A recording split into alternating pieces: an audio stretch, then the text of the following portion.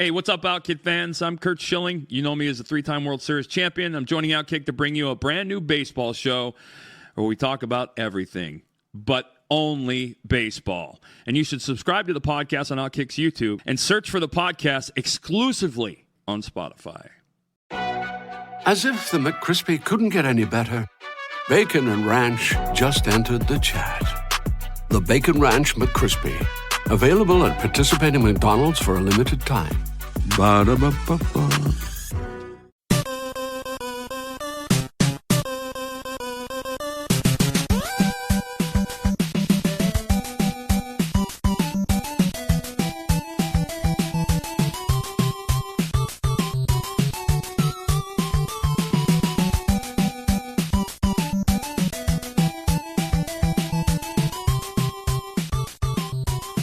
Welcome to the family here on Purple Mafia. I am your host, Paladino Joey, or Joey Awajan. Purple Mafia is available on Apple Podcasts, Google Podcasts, PodMN, Spotify, iHeartRadio, TuneIn Radio, Audible, Stitcher, Double Twist. Thank you always for downloading and listening to the show. It's a great pleasure to come back once again. And now we're going to get into Free Agency 2021. And yes, the Vikings were active. Of course, we had to cut some people to get to that point, but it is what it is. That's what happens when you're in that type of a salary cap situation. Things collapsing as I start the show. That's a good way to start things. I guess that's cutting the players, I suppose. Well, get your Greg Joseph jerseys ready. He was signed from Tampa Bay. Must be their practice squad. Kyle Rudolph. Well, because, that's why it was a sign that at least Dan Bailey would have a competition coming into camp. No, Dan Bailey was cut about a month later on March the 9th. I mentioned Greg Joseph on the last show that he's at least going to be a part of it. But no, Greg Joseph, I guess he's the kicker for now. We'll see what happens. Other players cut. Obviously, Kyle Rudolph, very notable. Not too surprised. He wound up signing with the New York Giants. Tay Hayes, a cornerback, was cut. Correa, Tankersley was cut. Stephen Weatherly was reacquired from Carolina. Dan Bailey, obviously cut. Riley Reiff was cut.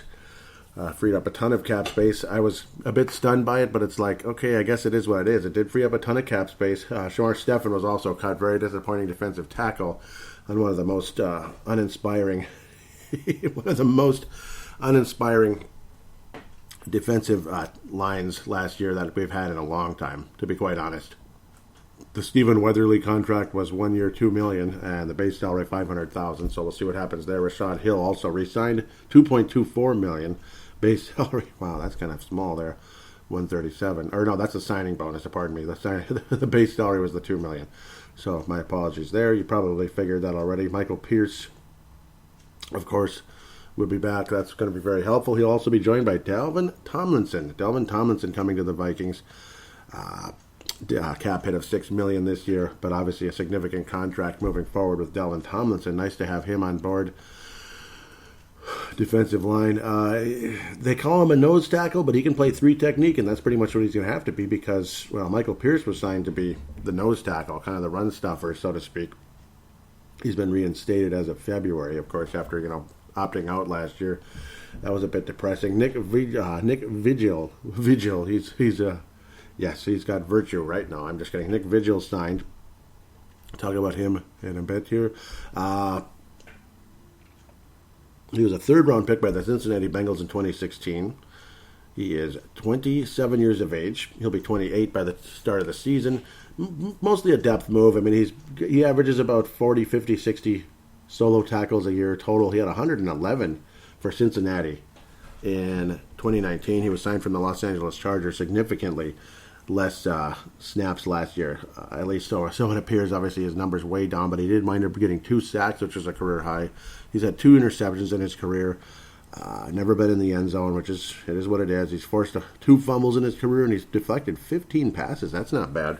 He had 5 in 2019. Clearly his best season with the Cincinnati Bengals, no doubt about it. And again, more of a depth guy looking forward, and we'll see what happens. Probably kind of an insurance move depending on what happens with injuries and such. And of course, we got to bring back our guy as well. And of course, our guy, the guy I was trying to say, was Eric Wilson. He was the leading tackler last year. He's a free agent. He has not been re-signed or signed anywhere else at the moment. We'll see what happens with him. it's going to be interesting. Maybe that's why the Vikings signed Nick Vigil at the end of the day. So I guess we'll have to wait and see with that one. Unfortunately, Britton Colquitt even restructured his contract to save about $1 million. Adam Thielen restructured to save about $8 million to the cap. So thank you very much, Adam Thielen. Definitely restructuring things around. Lots of restructuring going on. Riley Reiff wasn't going to do it again. He basically moved on. He signed with for a pretty small deal, about $5 million a year. Just 1 year, $5 million for Riley Reiff. Kind of surprising with Cincinnati after a damn good season. But Chad Beebe was also re-signed for just 1 year, so we'll see what happens. He'll be a part of the mix. He finally did something last year. Finally did something. It took like half his life, but hey, he did something at the end of the day. So I don't know. Kirk Cousins, obviously, he's going to be with the Vikings, and the cap hit is going to be what it is. It's going to be big. $31 million right now, but the dead cap now is $41 million for Kirk Cousins. That's unfortunate. It is what it is. He's your quarterback, if you like it or not, for the next 2 years. I still say the Vikings need to draft a quarterback in the draft, no doubt about that. Garrett Bradbury, where he's definitely going to need help on that left side. The Vikings have nobody at the moment. They're calling Kyle Hinton the starting left guard at the moment, but I don't know. Reminds me of Chris Hinton back in the day, offensive lineman for the Vikings in '94 with Warren Moon. Sounds about right. Right, offensive guard Drew Samia. That's not going to happen. It's just funny. That's how the current depth chart is shaping up. And they moved Ezra Cleveland to the left tackle. At least Yahoo Sports did that. But we all know how things can change. Might end up being Rashad Hill. Might end up being Brian O'Neill. We'll see what happens. I don't know. The offensive line has not been fixed. It has not been fixed. The Minnesota Vikings making some interesting and exciting signings. It's good to have a nice new defensive tackle. Nice, shiny new defensive tackle from the New York Giants again, and he was one of the team captains for the New York Giants, and he's still pretty young. That's the other good part when you're talking about Mr. Tomlinson, Dalvin Tomlinson. You think about he's like the best running back of all time. Dalvin Cook and LaDainian Tomlinson mixed together. Okay, whatever. 27 years of age. He's a big mamma jamma out of Alabama. Sorry, I couldn't help it. Second round pick for the Giants in 2017, so yeah, hasn't been around that long yet. He had 3.5 sacks each of the last 2 years for the Giants. He's played in every game, knock on wood, in the first 4 years of his career. Very effective run stopper, this and that. He's forced only one fumble. He deflected 4 passes last year. Not bad. Excellent. I like his future, about $10 million moving forward with him. We'll see. We'll see. Obviously, he's going to be the 3 technique, even though he's kind of a nose tackle, but he can play 3 technique, and he's more than willing to do it, and he's very capable of doing it. He can rush the passer a bit up the middle, which is what a 3 technique does, and then Michael Pierce will be your nose tackle. So we should be good in the middle on the defensive side. On the offensive side, I'm not so sure. Garrett Bradbury has not been good. He's not been that good. He's been very disappointing. I mean, I plugged him like you wouldn't believe 2 years ago going into the draft, and has he lived up to my expectations? No. He's not come close to living up to my expectations. Dalvin Tomlinson, though, I mean, at least we're good in the middle defensively. Offensively, I have no idea. Right now, Ezra Cleveland's still considered the right guard, but Yahoo Sports has moved him to left tackle, which wouldn't be surprising. That's where he was drafted to be at the beginning. Brian O'Neill played left tackle in college. He's been a wonderful right tackle for the Vikings. Pretty much ever since he started playing, he's been unbelievable. He finally allowed his first sack last year, because last year just sucked for everybody, except Kirk Cousins and Justin Jefferson, I guess. Will the Vikings take a wide receiver again in the draft? I don't know. I mean, there's all kinds of talk about that, depending on who's available, this and that. You want to take the best player available. If there's a stud receiver that just happens to slip through, and then all the guards and tackles are kind of guys you could get in the second round because, all the others were taken, this and that. You don't want to reach too much. That's why the Vikings went up with Christian Ponder in 2011, because we reached. So that would be the same thing with the quarterbacks this year as well. Don't reach. Pray to God somebody unexpectedly falls to you, and you got to take him. You got to take him. It is what it is. The Packers did pretty good, even though they took a quarterback in the draft last year, because it woke up Aaron Rodgers in a big way. Rodgers had been frustrating the past few years, and Packers fans are actually talking all kinds of bleep about him. So all the bleep Packer fans talk about how they have Rodgers and we have nothing.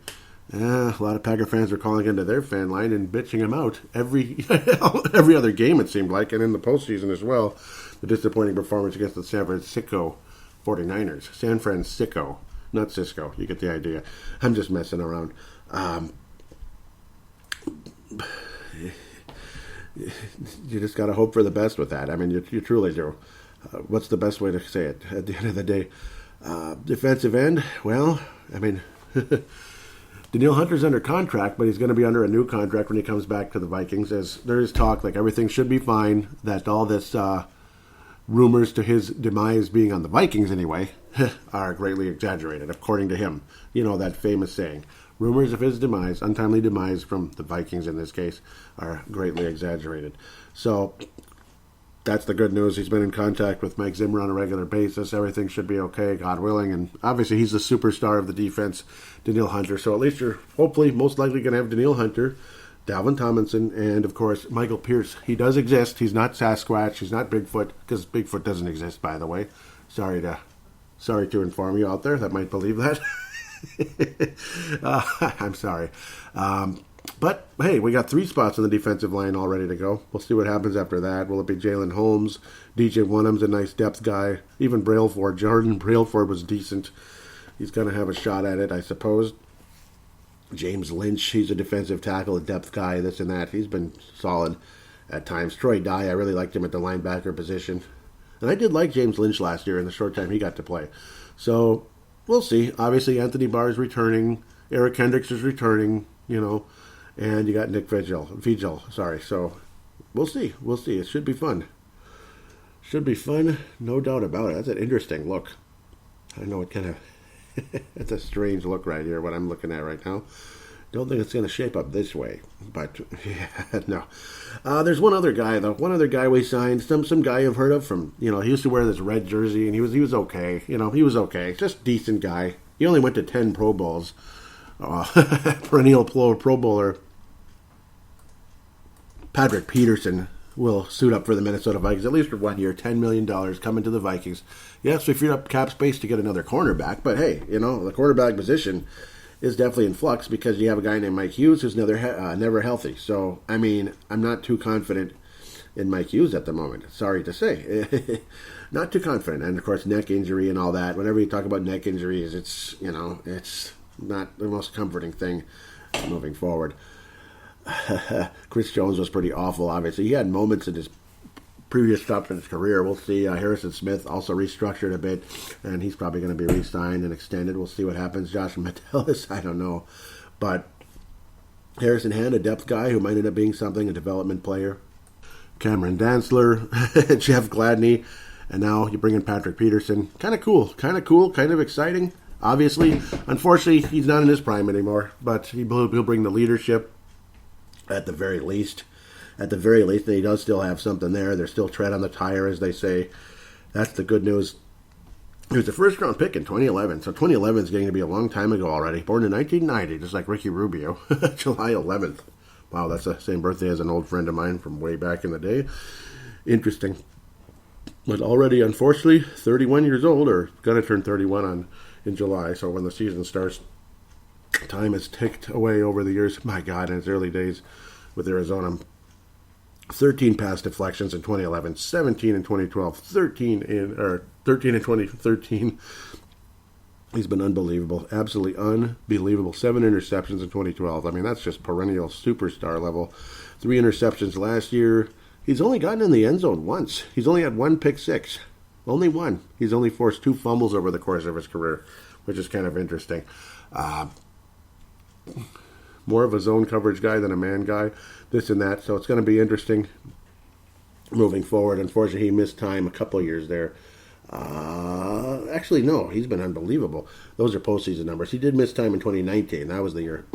He missed a little bit of time and then played only 1 postseason game in 14 and 15, in both cases because they got eliminated, unfortunately, or he got injured. 2015, they got to the NFC title game. He must have been out for one of those playoff games, unfortunately. But he had a pass deflection in the game in 2015. They could have used his help, I'm sure, in both of those postseason games. But it kind of is what it is. They had their chance, and then things just kind of faded away. Then you bring in Kyler Murray. Looks exciting and all that. DeAndre Hopkins, very exciting, but they just couldn't put it together, unfortunately. And then Patrick Peterson moves on to Minnesota, which will be very interesting. And maybe, just maybe, there is talk, there's rumors about Larry Fitzgerald coming to Minnesota for his final season. which would be pretty crazy. Of course, there's been talk about him coming here forever, and then he never really did. That was back when he could have been the star receiver for Minnesota, where now he'd be a third guy, he'd be a depth guy, but a nice veteran leader, that kind of thing for the Vikings. If that were to take place, that's pretty much what he's been with Arizona the past few years now. I mean, DeAndre Hopkins is far and away the star receiver. Arizona made that fantastic trade, David Johnson for DeAndre Hopkins, and Houston obviously on the short end of that one in a big way. Big mistake there by Houston. We've talked about that extensively for years now, for the last year and a half or so.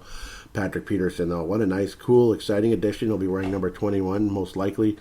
We'll see what happens with that, but he'll probably have to debate with Mike Hughes on that. But it's Patrick Peterson. I mean, and who knows if Mike Hughes is ever going to play for the Vikings. I mean, it's gotten to that point with him. Like, I'm pretty much ready to give up, to be quite honest. So, I mean, the defense looks like it's in good shape. Obviously, it's not completely set with the defensive end on the other side, on the, we would call it the left end, but we'll see. I mean, we have depth players that can play there. As long as you have Danielle Hunter return. Yannick Ngakoue wound up signing with the Oakland Raiders, so he won't be coming back. It would have been kind of cool if you had Yannick Ngakoue on the Vikings. That'd be kind of sweet, but it is what it is. Not everybody's coming back to Minnesota, and of course, that wasn't his fault what happened there, to be quite fair. But sometimes fate is what it is. Patrick Peterson, though, just hearing that name, I was like, holy cow, how exciting. Hardy Nickerson wound up signing with the Houston Texans, and of course, Riley Reiff, 1-year deal with Cincy. A lot of guys are signing just 1-year deals. Mike Boone, though, 2-year deal with Denver, 2-year deal with New York Giants for Kyle Rudolph, and Onenigbo wound up going to the Giants as well. So he ended up replacing, well, not really, but he's another player on the defensive line. He plays a different position. Obviously, he's a defensive end, but, he's what they got for Dalvin Tomlinson. So, obviously, significant loss for the Giants there, I would have to say. But who knows? Maybe Onenigbo will resurface. We'll see. George Iloka, poor guy, has been all over the place. He was once considered a pretty good player with Cincinnati, and now he just, I don't know. It just kind of like, it was weird what happened with him. He was declared a free agent, such. But, I'm glad the Vikings kept Rashad Hill. I know a lot of people aren't big fans of him. Another guy who's been declared a free agent, Sean Mannion. Nobody's really a huge fan of his at the moment. Anthony Harris signed for 1 year, $5 million with the Philadelphia Eagles, so the Vikings need a new starting safety. Anthony Harris, I don't know, man. I don't know. For only $5 million, he must have not been happy here. For only $5 million, I mean, I wouldn't have mind bringing him back for $5 million. Maybe they offered like $3 million or something, but That's too big of a pay cut, I think. I think he could still be a $5 million guy for 1 year, or 2 years, 10, that kind of thing. But maybe they just didn't want to dig up the money, so to speak, to bring him back. I don't know. It's a tough situation at the safety spot. It's becoming a tiny bit of a weakness now. Obviously, he was a major disappointment last year, and unfortunately, Harrison Smith, he's not going to be the same forever. He's already 32 years of age, and, the clock's ticking, unfortunately. Father Time's undefeated. So, good thing we have some depth in the secondary. And it turns out Patrick Peterson will be cornerback, not a safety. There was talk about him possibly playing safety. Some of the older cornerbacks do that. They move over to safety later in their career. But sounds like he's not moving there at the moment. Otherwise, Josh Metellus, I guess, here's the ball for now, or here's the ball, here's the field. He'd be the free safety if the season started today. He was okay, but, he's one of those undrafted guys who hasn't done a whole lot yet. So, I don't know. We'll have to wait and see. I got to think there's something coming through the grapevine or the draft or whatever the heck, but I don't know. There's probably somebody out there. Unfortunately, it ain't going to be Antoine Winfield Jr. That would have been really sweet if the Vikings could have been able to do that last year, but he was wanted. He was on demand, and that's why Tampa took him pretty early, late in the first round last year. Nice pick for Tampa. He ended up working out nicely.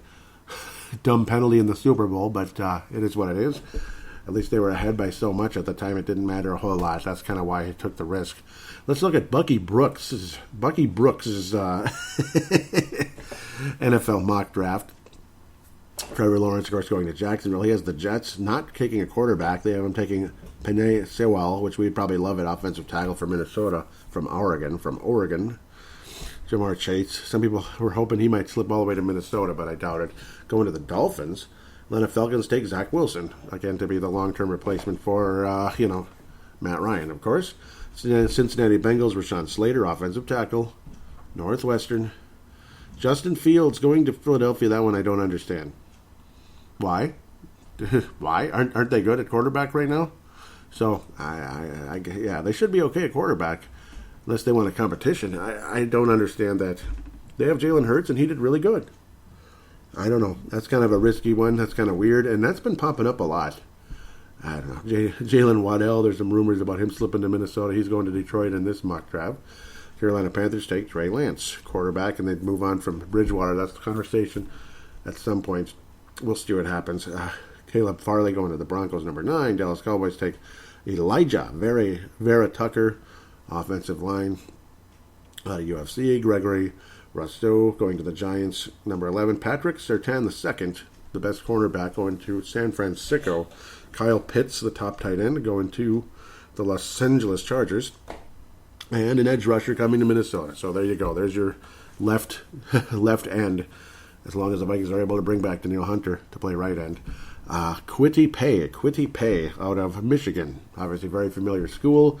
They need a dominant edge rusher to pair with or replace Danielle Hunter and help Mike Zimmer generate more pressure at the point of attack. Well, if you get that, I think your defense is pretty set. Again, as long as you can get some kind of a safety in the draft or free agency still.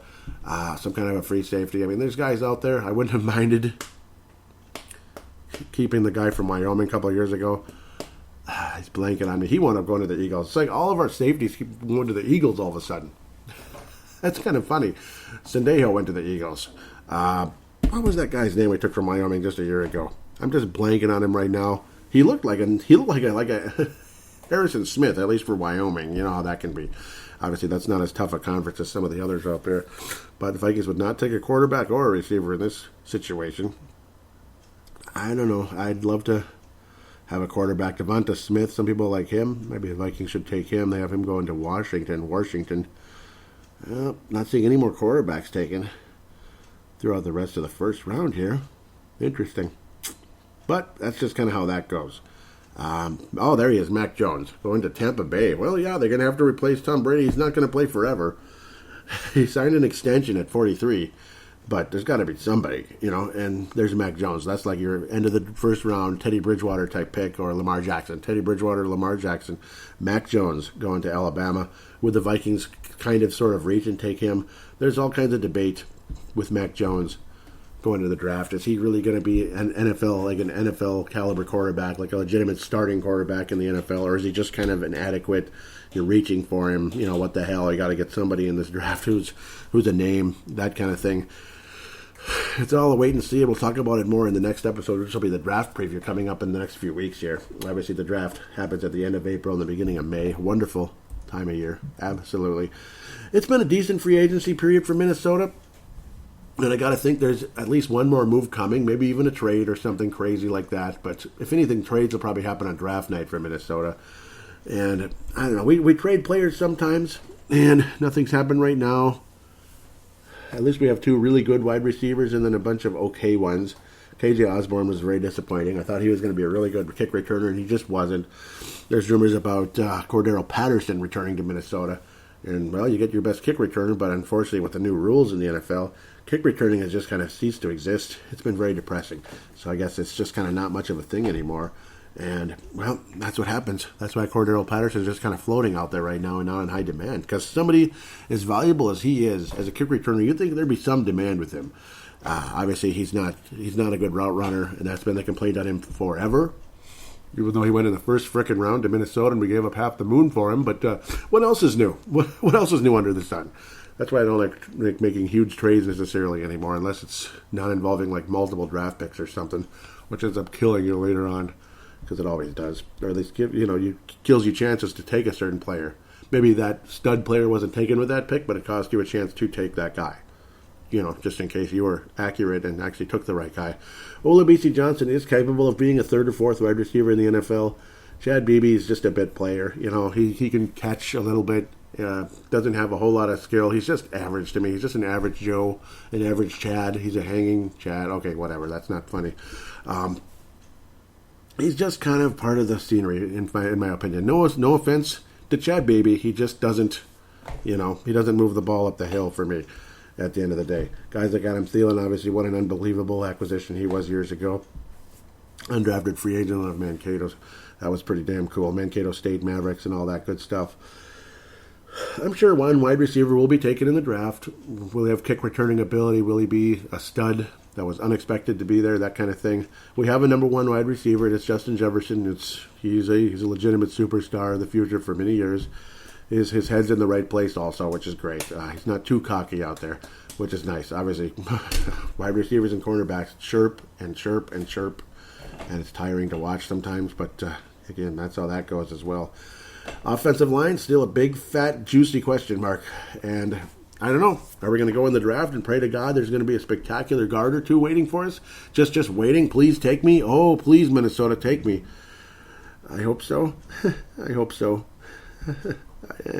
I hope so. Sometimes they don't work out either. Like, okay, we took this guy, and he sucked, like Drew Samia. But fourth-round pick is kind of like grasping for straws at the end of the day when it comes to guard position or any type of offensive line. Sometimes you strike gold. The sixth-round pick ended up being Mr. Sullivan years ago. John Sullivan, nice sixth-round pick. Matt Burke, sixth-round pick. He was actually drafted as a guard, was moved to center, and damn, he was good. Matt Burke was absolutely spectacular when he was moved to center. And I still remember watching him that year, back in 98, rookie on the offensive line, whenever he got in there, and I'm like, that guy's good. Like, nobody gets around that guy. I still remember noticing that, this red-headed number 75. Nobody's getting around number 75, Matt Burke. And then when I heard they're moving him to center, I'm like, okay, let's see what happens. Then he ended up being a stud for many years. Of course, the son of a gun couldn't stay healthy for a while there, off and on throughout his career, groin injuries and such. But when he was healthy, he was a stud. Occasionally you get super lucky, like John Sullivan and Matt Burke, but a lot of times DeMarcus Love, and you could go on forever. Chris Jaguar, however you said it. He was just a monster of a guard. Huge dude, but just, nothing going. It just never worked out. He didn't make it. He just didn't. Just too slow and all that kind of crap. Didn't have the skill to be an NFL offensive lineman. So, gotta solve that problem moving forward. Is it just going to be a Zimmer draft where it's defensive ends and you had another cornerback? Who knows? I'm sure there'll be one cornerback taken. Maybe, probably, but maybe we don't have to. I would have been totally fine bringing back Mr. Alexander from Cincinnati. He only had a one-year deal. Bringing him back to Minnesota again, the guy, former Viking, obviously, solid player. He wore number 21, and he was solid. I liked him, but at the end of the day, ended up not being happy with us. Ended up getting injured in a game that didn't mean anything, which was disappointing, and he hated us ever since, basically. So, well, that's how that goes at the end of the day. Number 20, he wasn't 21. I'm losing it. That's what happens when I don't feel my best. My mind's just kind of floating all over the place, and I didn't look. I just remembered that. Yeah, number 20. So my apologies. Somebody that might think I'm a little crazy there. DJ Wonnum, yeah, I mean, is he going to be enough? I think he's more of a rotation type of tackle, situational guy. Stephen Weatherly also, he's solid. So maybe we're okay at the left end for now, but we'll see. We'll see what happens. Stephen Weatherly did not have a good year with Carolina. He was solid with Minnesota in the past. Again, another rotation, in and out kind of guy, depth guy. 3 sacks in 2018 and 2019. He was solid. Never great, but solid. Better than the other one, Shamar Stephen. Stephen Weatherly, decent with Minnesota in the past. Out of Vandy. 7th round pick, actually. Not a bad 7th round pick, to be quite honest. Out of Vandy. That's Vanderbilt. With that said, that's pretty much all I got to say about the free agency. I'm going to give you guys a chance to talk about it now in fan interaction right after this.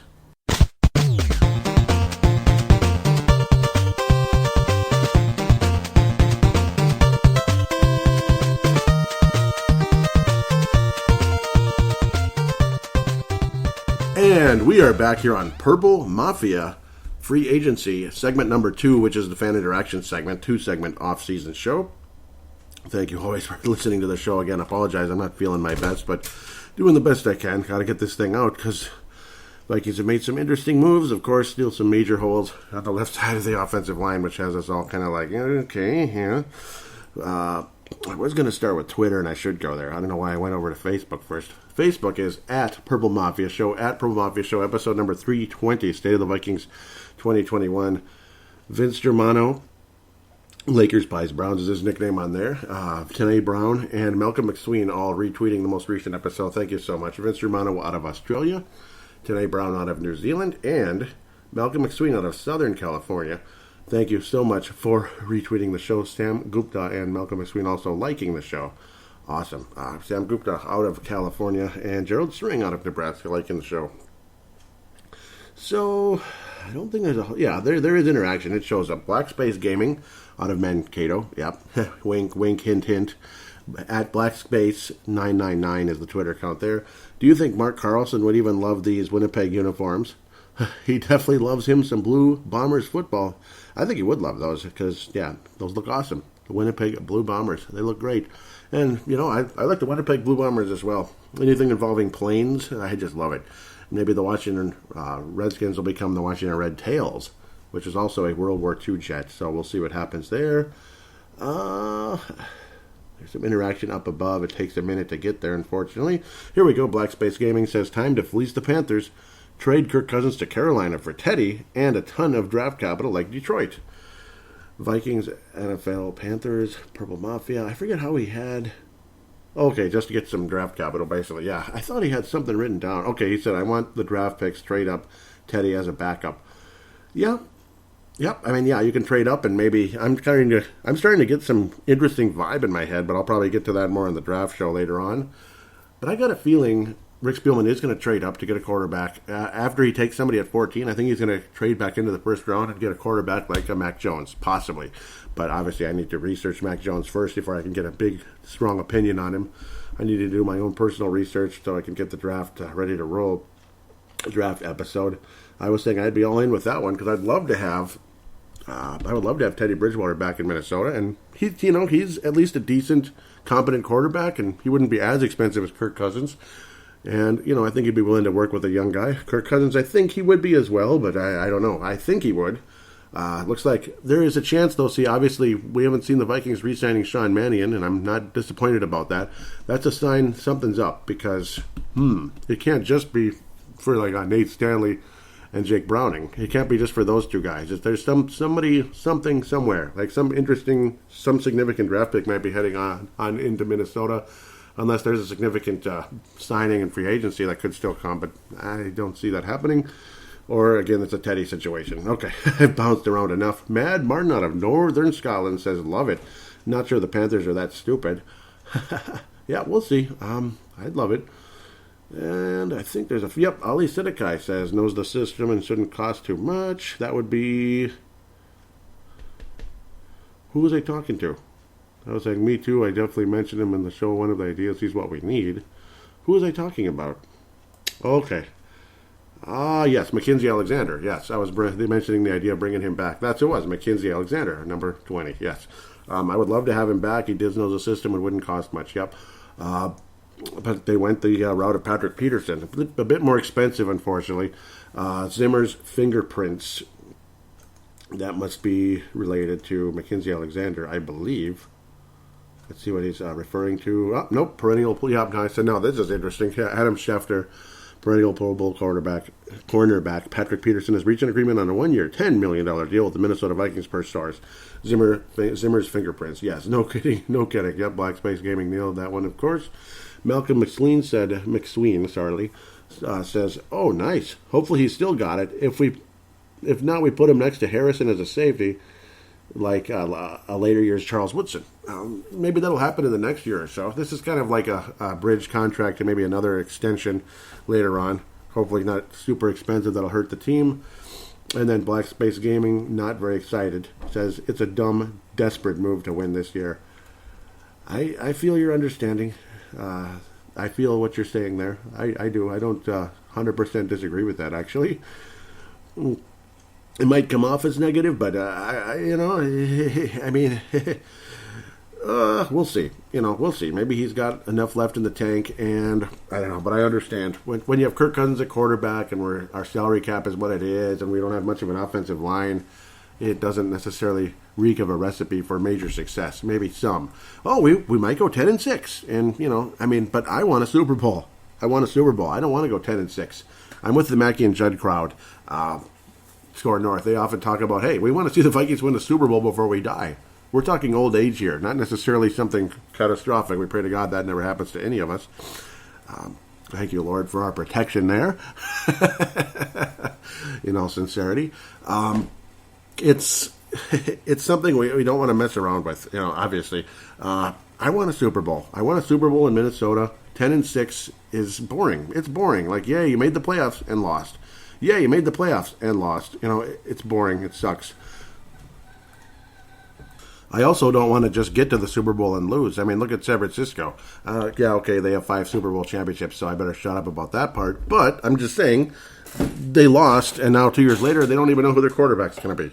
Well, they haven't traded for Kirk Cousins or anything. Maybe that'll change everything. I don't know.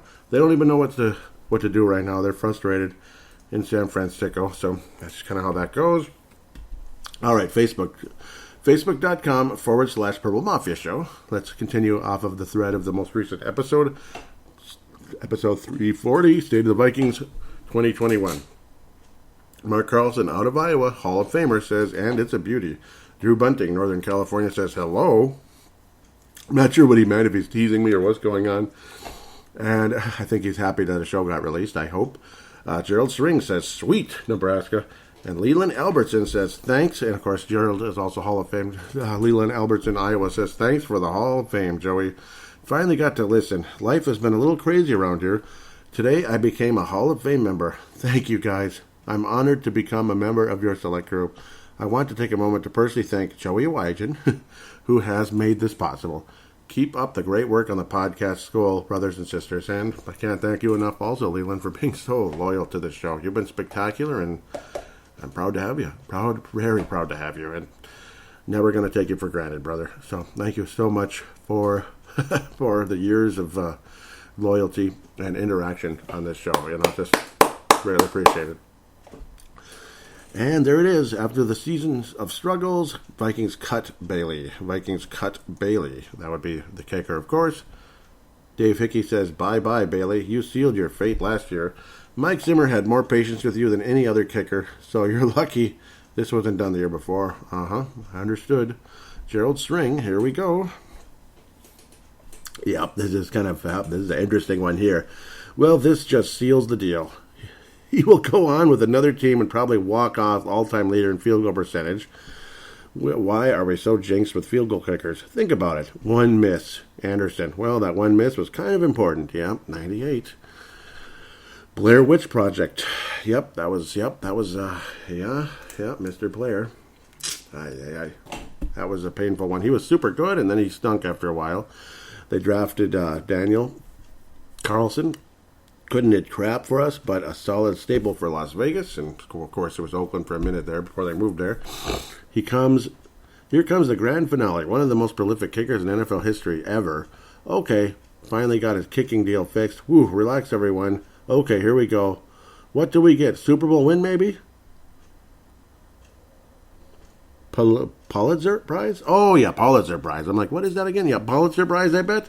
Nobel Peace Prize, maybe? Well, 3 missed field goals and 1 extra point in just one game. Like, what the bleep just happened? Oh, yeah, can't wait to see the next kicker. Should be good, I'm sure. No sarcasm involved, right?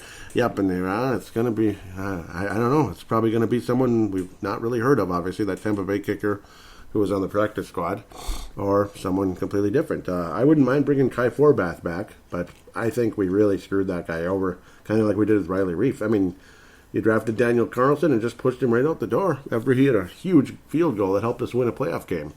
I mean, gosh, that was so sad. Finally a kicker that actually nailed one in the postseason. Vikings news, Minnesota parts ways with veteran tackle Riley Reiff. Yep, this was a big one and a bummer. Eric Mustard says Vikings for the last decade or so.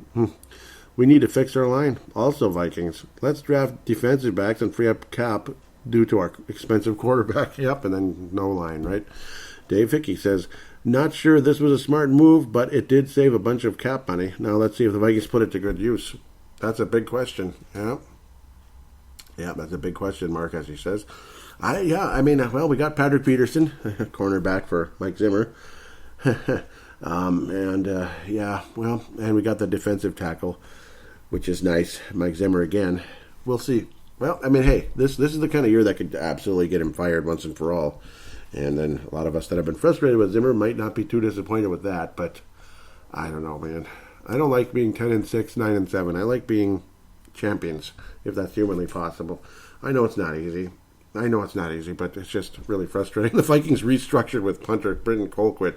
Saved about $1 million. We restructured Britton Colquitt. Can you imagine that? It's just funny. The Saint goes marching out. Breeze retires from the NFL. Yep, after a long time, 20 seasons. I still remember when he was drafted. That's when you know you're getting a little older, when you see a 20-year veteran retire, and you remember when he was in college with Purdue. That was a while ago, back in the late 90s. Wound up with the San Diego Chargers. They looked extremely promising. He didn't start off super great, and then had a fire lit under him when they took Phillip Rivers. It's ironic how those two guys ended up retiring after the same year. Drew Brees just takes off from there, winds up becoming a very attractive free agent. We hoped the Vikings might sign him because, well, Culpepper was gone. Hopefully the Vikings can get to Drew Brees, possibly. Oh, wait, no, that wasn't the case. Culpepper was still here, wasn't he? And then he got injured. That was 95. That was 05. 05. Yeah, doesn't that just suck? That was that crazy year where the Vikings also passed on Aaron Rodgers with a first-round pick that we had. And we ended up, I believe that was the year we took Erasmus James. Erasmus James out of Wisconsin. You're welcome, Wisconsin. We took a bad defensive end, terrible defensive end in the first round that did absolutely nothing from your state, your college. And then you wound up with... and we also took Troy Williamson, who couldn't catch a cold. Of course, I must be the Chris Carter of colds some days. I feel like that. It's really frustrating. But I've been fortunate the last 13 months or so. But, you get the idea. That guy couldn't catch a cold. Seriously, he was the worst wide receiver ever. And he wasn't even fast because an ancient Brad Johnson overthrew him. He wasn't fast, and he couldn't catch. False advertising. False frickin' advertising. 2005 really sticks in my craw for so many reasons. We could have had Aaron Rodgers. We could have had Drew Brees. Culpepper, we were stuck with him, and he got injured, and was never the same, and we ended up taking Tavares frickin' Jackson in the next draft. In the second round, we traded up to get him. What an outstanding pick he was. That year just really sticks in my craw because it completely effed up the Minnesota Vikings for the next, how many years. Obviously, we had our run with Brett Favre, so we recovered quickly and everything. But Brett Favre was 40 years old. He lasted 1 year. His second year was garbage, and everybody saw it. Imagine if it was Drew Brees instead, and Drew Brees has never suited up for the New Orleans Saints. Drew Brees never suited up for the New Orleans Saints. Who wins the Super Bowl that year? Minnesota Vikings in 2009 or 2000, whatever. When we fixed things up, you get Adrian Peterson. Maybe we wouldn't have been in draft position to take Peterson. But then again, who effed up the Vikings in that game? Adrian Peterson. So maybe you still have Chester Taylor and some other running back in the draft or something that ends up being pretty good. I don't know. It doesn't stick in my craw at all. It just doesn't. And obviously Aaron Rodgers, that would have been really interesting if we had him and he would have been the quarterback in 09 or whatever the heck would have happened. Who knows? Maybe in 08 we would have won the Super Bowl. And again, the Saints wouldn't have had Drew Brees. It's just that simple. I'm not bitter about 2005 or anything. No, we only traded away Moss for a paper clip of a wide receiver. That's about how valuable he was. I think paper clips are more valuable. You might actually be able to stick a couple papers together and hold them together. That's actually more valuable than what Troy Williamson was for the Minnesota Vikings, I think. Seriously, he actually cost us money. We had to pay him. We had to give him a helmet. We had to give him pads and a jersey. Think about that. That cost money. Think about that. And we had to pay him. Great. Same with your ass, Miss James. Okay, I'm just kidding. It was that bad. 2005 sucked after what we did. You missed on Rodgers. You take the two worst first-round picks ever, except for 1999 was also another terrible one. Oh, don't remind me about that either. But we got seventh-round picks for him 2 years later, just in time for my first Purple Mafia podcast. Seventh-round picks. I'm not bitter. Boy, I kind of went off on a tangent there, didn't I? Yeah, it still sticks in my craw. It still does. Boy, does it stick in my craw. Gerald String. I'll go with Dave first. Since he says I'm with Dave, that means it should go the opposite direction here. Start with Dave. I always thought Drew Brees was a class act until a couple of years ago when he mocked Vikings fans in the playoffs with a skull chant. His team lost that day. Yay, I guess he learned that from his douchebag coach. when he did it before the Minneapolis Miracle. I like to start, and I hate Sean Payton Club. If anybody's interested, let me know. Just kidding. Yeah, Sean Payton is a douchebag. Yeah, he is no good. So I think everybody agrees with that for the most part. Except for Breeze. Breeze loves him because they both got a ring together, I guess. Yeah. Gerald says, I'm with Dave. Thought he was a class act, and then for some dumb-ass reason he decided to cave into the intimidation of LeBron James of not supporting our veterans. So, here's to you, le dipshit. You can kiss my ass. I will always support our veterans. Don't care about him or Drew Brees. You could say I agree with Gerald. Yes, you could say I agree with him in a big way on what he said about the veterans and everything. Yep. I mean, I'm not a fan of kneeling. I'm not a fan of kneeling. There's better ways to express your grievances or whatever than doing that, I think. And I don't know. I didn't like the way the NBA handled that, and a lot of NFL players either. So there, I made my point there. Vikings restructuring Anthony Barr's contract. Yep, that was pretty nice. That was helpful. But we still need a guard. Did I mention we need some guards? Right, Gerald? Okay, I did it again.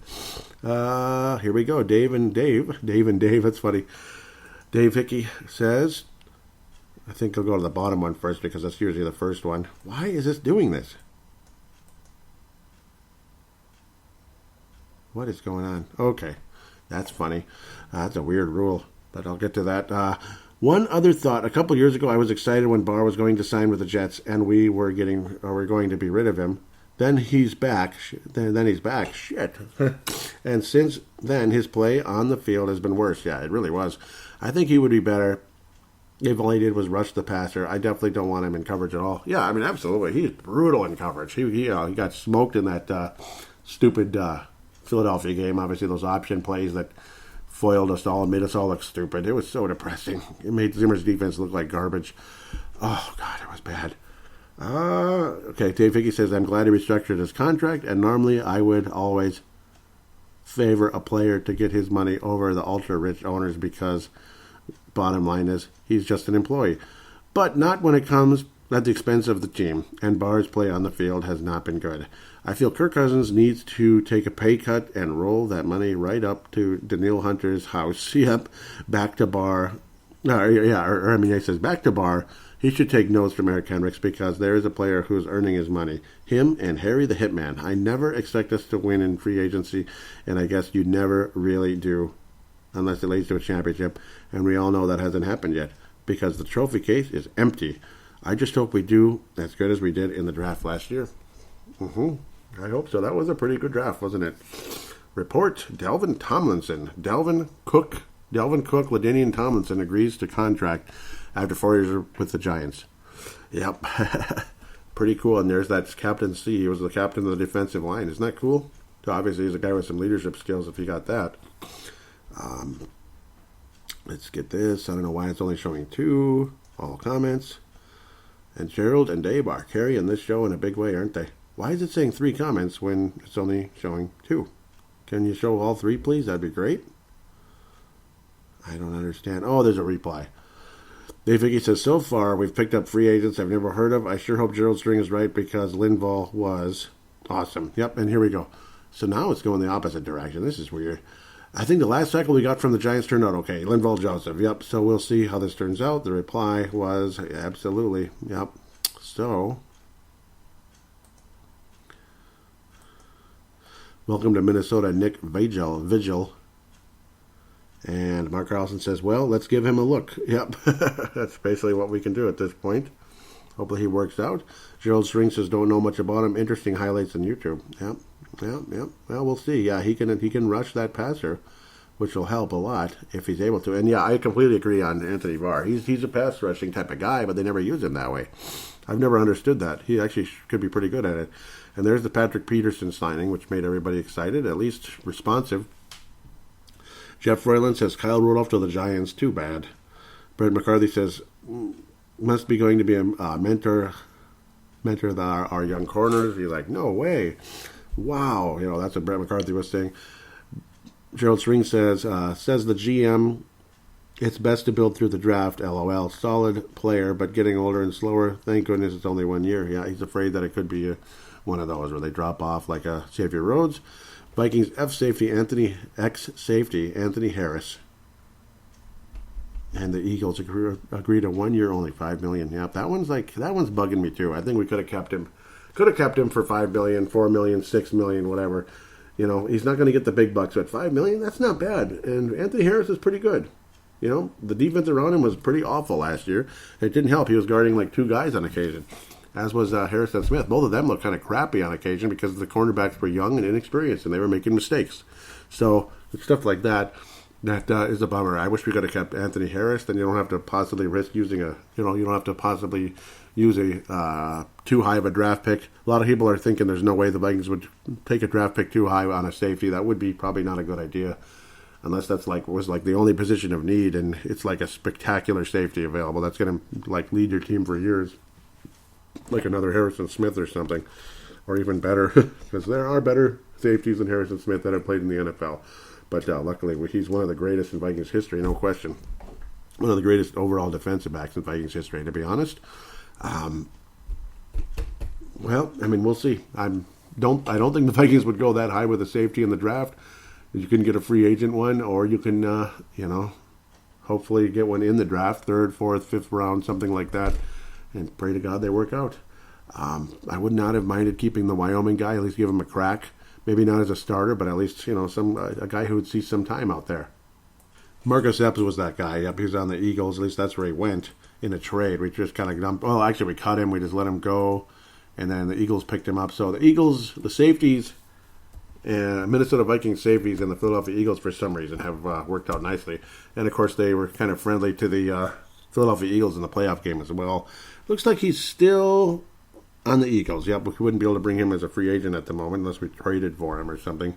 So he's still on the Eagles, and he had a couple moments. Actually, he had 2 interceptions for the Eagles last year. He must have gotten some significant playing time. 47 combined tackles. Because we cut him right away, and I didn't really like when I heard Judd Zolgad say, yeah, you cut Marcus Epps. Big deal. I liked what I saw. I liked what I saw from Marcus Epps in the YouTube highlights at the very least. Might not matter a whole lot to some people, but there's something. He's only 25, but, well, it is what it is. He's not here. He's on the Eagles. You want him, you got to trade for him. And what would they want? I don't know. He got significant time, a couple of interceptions last year, but their defense wasn't exactly that good. It was like desperation almost in that case. But we'll see. Maybe there's another better version of Marcus Epps in the draft in the 4th or 5th round instead of the 6th round in Marcus Epps' case. I mean, they're out there, and I guess we'll see what happens with that. Get a nice young guy for a cheap price because he's a draft pick. As long as he can cover people and doesn't make dumb mistakes, there you go. And you got Patrick Peterson to help out and mentor as well. As long as he doesn't drive him crazy. And you have Harrison Smith to help out and mentor as well. And the young guys hopefully have learned enough that they won't make as many mistakes going forward, the Dantzlers and the Gladneys. And Harrison Hand, the other Harrison, he can give you a hand out there on the defense as well. He'll lend a hand. Yeah, I know, I'm sorry. Another 6th round pick that hopefully ends up being something. I believe it was 5th or 6th last year, but yeah, later round. And, he saw some moments and he actually looked okay. He wasn't that bad, honestly. Dantzler ended up being the best of all of them, and more surprising considering he was a 3rd round pick compared to Gladney's number 1 pick. But we'll see. Gladney looks at least decent, to say the least. He's probably the next Mackenzie Alexander, and this time more of a full-time, legitimate version of Mackenzie Alexander in Gladney's case. And he's going to have to be. He was a 1st round pick for Pete's sake. With that said, I think that should be about a wrap. Thank you guys so much for the fan interaction. Always appreciate it. The gold star for this episode's got to go to Dave Hickey. He was absolutely spectacular. Silver star with gold plating on it to Gerald Sring. And then the bronze star is going to go to Black Space Gaming. That would be Mr. Sebastian Barton. I'm almost 100% sure. He left Facebook, so he'll interact on Twitter sometimes with Black Space Gaming 999. Pretty sure it's Sebastian. He's never admitted it, but it's him. Just put 2 and 2 together. It's Sebastian Barton. Hope he doesn't mind me saying that. He hasn't complained about it, so that's good. But he hasn't admitted it either. That type of thing. Just kind of a fun deal. He'll get the Bronze Star for this episode. Thank you guys so much for the interaction. It makes the show fun. Discussion always. And of course, Leland should get like a Silver Star as well at the end of the day. Great comment, what he had to say. Thank you so much. With that said, please consider getting on the show. You can do it with audio submission. I'm like thinking, wait a minute, what else is there to say? Yes, of course, the audio submission would be greatly, greatly appreciated. If you were to get on the show, it would be awesome to hear from you. Before I get to that, though, I should get to Vig It. I almost forgot this, which I deeply apologize. It's our new affiliate, Vig It, V-I-G-I-T, 2 separate words, Vig It, not pig, or I mean, not Vig, but Vig. So it's $3 per user that you send to our platform via... Oh, that's something else. There are 4 different uses for our app. Feel free to choose which you use to sell the app. Okay, so basically, generally speaking, social media for sports bettors. You can post your picks, see what others are saying about games. Vig It Betting Leagues, a month-long betting competition to see who's the best sports bettor over the course of the month. So we could kind of compete against each other. Like any of you can join. Referral code would be Paladinolive. Paladinolive. That's right. You get compensated a small amount for each person that joins. That's that's radio basically right there. I'm kind of doing this on the fly. I've wanted to make an app, but I just haven't done it. And in some ways, this seems like something you'd want to just kind of do on the fly. I just have to remember to do it at a better time, like in the middle of the show instead of at the end. You're free to play sportsbook, bet free coins to win real prizes. There is great information available on Vig It movement where the public is betting. Also, those are betting stats. So this is not real money wagering. It is play money, but you can actually win real prizes. It's pretty cool, and it's a competition where you can all kind of tease each other like, oh, I'm picking the Eagles. Oh, I'm picking the Steelers, I got you there, that kind of stuff. And, wow, I'm kicking everybody's ass this week. Wow, I got like 10 out of 11 picks, and, wow, this guy only got 3 out of 11. Whew, that kind of thing. It's fun, and maybe the next week I only get 3 out of 11, that kind of thing. It's mostly fun, a competition, and you could win real prizes when it's like a national competition type of thing. Maybe you have the best numbers of anybody, that type of thing. So join Vig It. It's an application for Android or Apple, VIGIT, and referral code Paladinolive. Paladinolive. Again, sorry for the late notice on that one. I deeply apologize. Hopefully everybody actually listens to the whole show, not just 5 of you. But again, for audio submission, simply open the free voice recording application on any smart device on the planet. Just open it, press record, treat it like a phone call, hit stop, save it, and save/share it to Paladinolive@yahoo.com. Paladinolive@yahoo.com. I will then convert it into an MP3 file thanks to Zumzar.com. That's obviously greatly appreciated there from Zumzar. They provide a free service, so I'm more than happy to provide a free plug to them. And, of course, if you want to convert larger files, then you could join a monthly subscription there.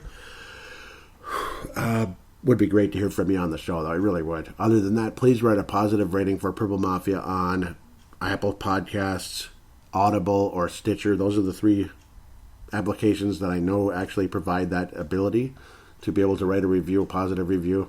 Would be so greatly appreciated. I'll guarantee you a star, and I'll give you a huge shout out and a thank you on air.